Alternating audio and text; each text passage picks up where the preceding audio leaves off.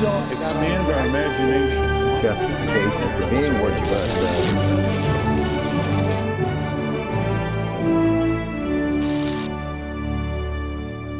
Welcome to Washington Unplugged. I'm Sharyl Attkisson. Leaders from 47 nations are gathered in Washington for a summit on keeping nuclear weapons out of the hands of terrorists. What are President Obama's expectations for the Nuclear Security Summit? Our chief White House correspondent Chip Reid joins us now. First, give us a summary, Chip, of what this summit's all about and how it fits into President Obama's agenda.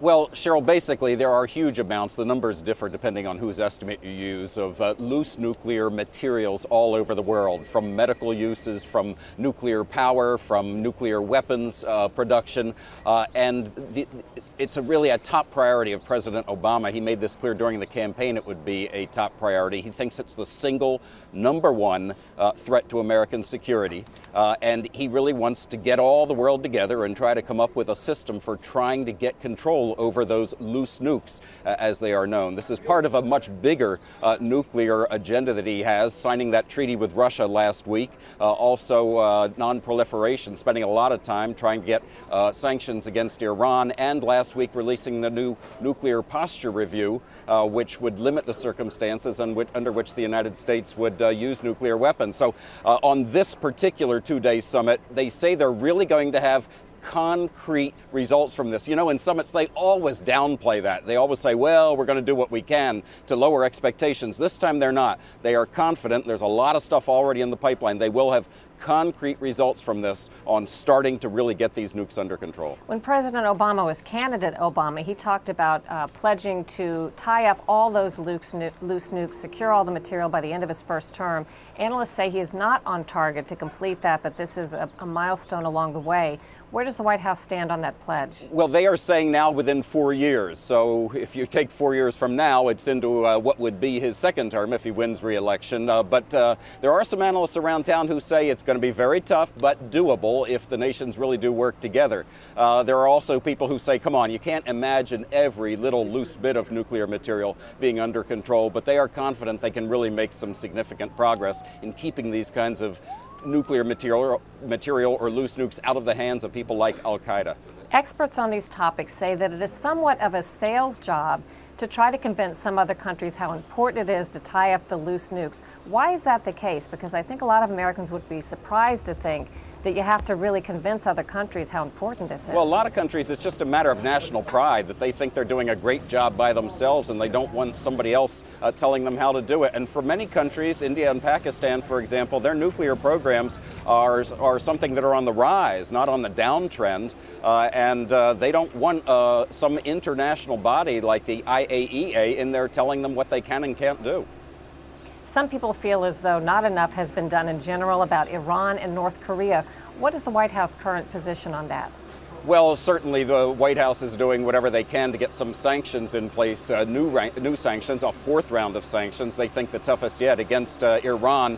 And the president has said very clearly that he thinks it's going to happen in a matter of weeks. But they've got to get China and Russia on board if that's going to happen. He's going to be meeting with the president of China today to try to make one more step. And they're expressing confidence they will get a new round of sanctions. But nobody really believes that another round of sanctions is suddenly going to make Iran give up on its nuclear program. It's going to be a long-term process. All right. See a lot of activity going on there behind you. Thanks for getting us up to date, Chip Reid from the White House. Appreciate it. Moving on to 2010 Unplugged, our weekly series breaking down this year's buzzworthy political races with our chief political consultant, Marc Ambinder. This week, we're watching the governor's race in California, where eBay founder Meg Whitman goes head-to-head against Attorney General and former two-time Governor Jerry Brown, better known to some as Governor Moonbeam. Also, the Arkansas Democratic Senate primary, where the incumbent Blanche Lincoln faces an uphill battle against Lieutenant Governor Bill Halter. He's a rising star among progressives. Mark, let's first start with California. What is Meg Whitman's political background? She doesn't have much of a political background, which is to her benefit in a year when politics is seen as poisonous. Her background is in running companies. She was the CEO of eBay for a long time, and she's using the money that she earned essentially to purchase the Republican primary, the nomination, without really staking out any controversial positions on issues, which is exactly the type of thing you need to do if you're a Republican and you want to win in the state.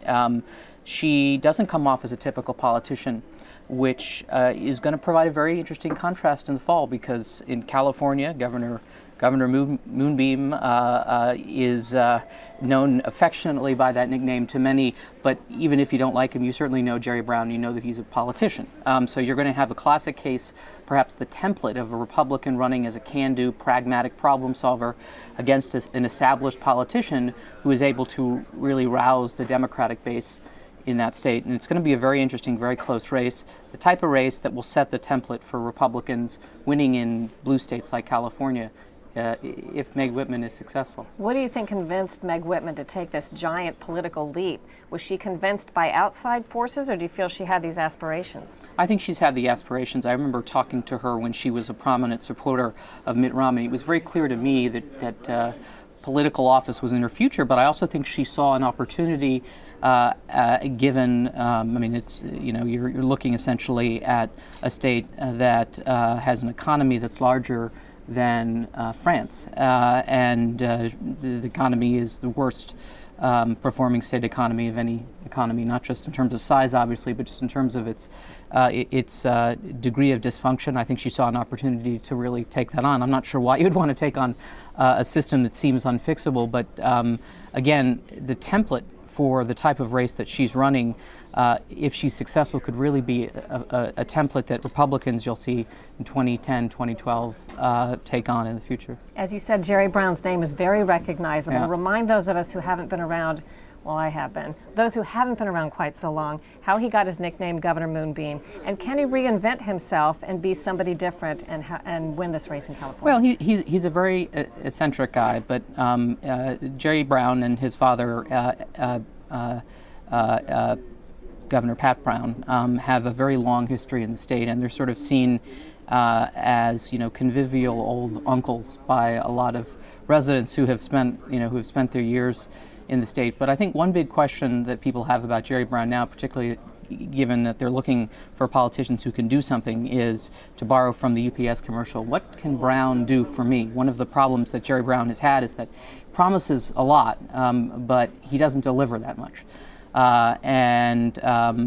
He does, again, seem to have fairly eccentric habits. But I think he in some senses outgrown those. He was mayor of Oakland. He was an attorney general. He's done virtually every office in the state. It's an open question, though, as to whether the familiarity that he brings will be enough to outweigh the fact that Meg Whitman is a political novice. You might argue that in a time of all this trouble, it's really hard to get elected if you know nothing about politics, know nothing really about state government. It may also be an asset. We're just not sure. All right. I don't know much about this race in Arkansas. Democrat Blanche Lincoln facing primary opponent Bill Halter. What makes that interesting and exciting right now? It's interesting because Blanche Lincoln, who is a conservative Democrat, has drawn a primary challenger who's running as an economic populist. Bill Halter, who is a former economist, or is an economist, lieutenant governor now, he was in the Clinton administration, decided essentially to pull the trigger when Blanche Lincoln made it clear that she was not going to support the comprehensive health care bill. So you have you have essentially a referendum on what the Democratic Party thinks about health care, and also whether voters at large are willing to countenance a candidate who runs aggressively on the idea that health care was a good thing in a conservative state like Arkansas. Blanche Lincoln is kind of playing it both ways. She is distancing herself from health care, but she's also running a radio advertisement, particularly targeted African-American voters, saying that she stood with President Obama on virtually everything that he has supported. So she's in a very tricky position. Is that going to make her look like a flip-flopper, or someone has. Who's going down the middle? It already has. She's having a lot of trouble figuring out how to position herself in this state. I mean, she's in some ways making the classic mistake that candidates make, which is that she runs in the primary. She runs in the general election before she takes care of the primary. She's drawn this time a challenger, Bill Halter, who's supported by labor unions who want to punish Blanche Lincoln, and you may well see her lose the primary to him, in which case you'll have a very clear contrast between there are currently 11 Republicans running for the Republican nominee and a Democrat, an economically populist liberal Democrat running, and it could be it's going to be a very, very interesting race that again tell us a lot about where the country's going. Things could change obviously, but is that your prediction as far as today that maybe Blanche Lincoln loses the primary? I wouldn't have said so a couple of weeks ago, but her campaign has made a series of mistakes. His campaign has raised a lot more money than I'd expected, and I got to tell you, labor unions who are apoplectic at Blanche Lincoln are doing everything they possibly can to help Bill Halter. And I think that may turn the tide because she's not going to have a lot of voters who are very enthusiastic about supporting her, and he's going to have a lot of voters who are. All right, Marc Ambinder, thanks so much. My Very pleasure. Interesting. And finally today, the Southern Republican Leadership Conference wrapped up Sunday, and the GOP is fired up for upcoming midterm elections. Sarah Palin was the crowd favorite, and Mitt Romney, who was a no-show, won the straw poll. CBS News.com's Brian Montopoli was in New Orleans for the conference and joins us now from New York. Give us your little summary of what you saw and what you thought, Brian. Well, we saw a lot. It's sort of the curtain call, as they say, 2 years out before the election, where people start to look at who they might want to support in 2012. This year was a little different. The two people who have already laid a groundwork for a presidential run and really seem to be on the path, both Romney and Pawlenty, didn't show up. Romney decided to continue his book tour, and Pawlenty sent in a video, but he stayed back to welcome some troops home. That's not to say there wasn't action. Palin gave a speech that was incredibly well received by the crowd, but I think with Palin we actually saw an interesting moment where perhaps she is turning into something more of an icon or a mascot for the Republican Party, someone everyone loves, but isn't necessarily looking at as a candidate, more as a sort of rallying point. Well, that may have been exemplified by the straw poll results. To make sure I got this right, you keep me honest on this. Mitt Romney won, but only by one vote. Sarah Palin came in a distant fourth. What does that tell you about Romney? Just one vote. There is no front runner that's far and above the star of this party right now? I mean, if there's a front runner right now, it's Romney, but it is very early. And keep in mind, these straw polls can be easily manipulated. Ron Paul came in second, who has a very passionate fan base, but who probably isn't going to be the Republican nominee for president. Both Romney and Paul had supporters there who had spent money to bring in conference attendees and therefore straw poll voters. Now, Romney got what he wanted out of this, or rather Romney's supporters got what they wanted out of this, which was the headlines that said Romney wins straw poll. But Romney, he's got some problems right now, chief among them the health care bill that is so reviled by Republicans and which shares a lot with the bill he signed into law as the Republican governor of Massachusetts. As you look around and see what's going on there, are there any new faces or faces we don't hear a lot about that you think could emerge, and why? I think it might be someone that we're not talking about right now, but there were a couple people there who are worth mentioning. One is actually Rick Santorum, who you might remember. He lost his re-election bid in 2006 in Pennsylvania, big social conservative, and became a real target of the left for some of his comments on homosexuality and some other issues. He's eyeing a presidential run, and he gave a speech that was well received. I don't think he's lit anything on fire yet, but there's a good chance he's going to be hanging around. Another guy to look at is Mike Pence, who's a member of the GOP leadership from Indiana. Gave a really nice speech, I thought, and won over the crowd. I think when you see him on TV, you see a soundbite, he maybe comes across a little wooden, but giving his speech and given a little time to sort of flex his rhetorical muscles, he did a nice job, and I think the conservative activists here liked him quite a bit. Yeah, big anti-earmarker. How unified is the Tea Party and the Republican Party? And do you get the sense that the Republican Party is still trying to figure out how to try to use that to their advantage and not their disadvantage? One interesting thing at the conference was there was one questioner who said, "I'm not a Republican, I'm a Tea Party member."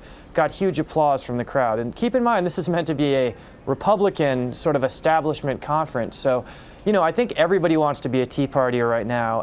And the question for the Republicans is how they make sure that translates into votes for them and doesn't split their party too much. In our final moments, tell us what the status is of RNC Chairman Michael Steele, who has been controversial. Remind us a little bit about that and what you think his short-term future holds. It's hard to know where to start with Michael Steele. Most recently was the I guess I can't help but say, bondage-themed nightclub expense scandal. He's also had a number of issues in the past.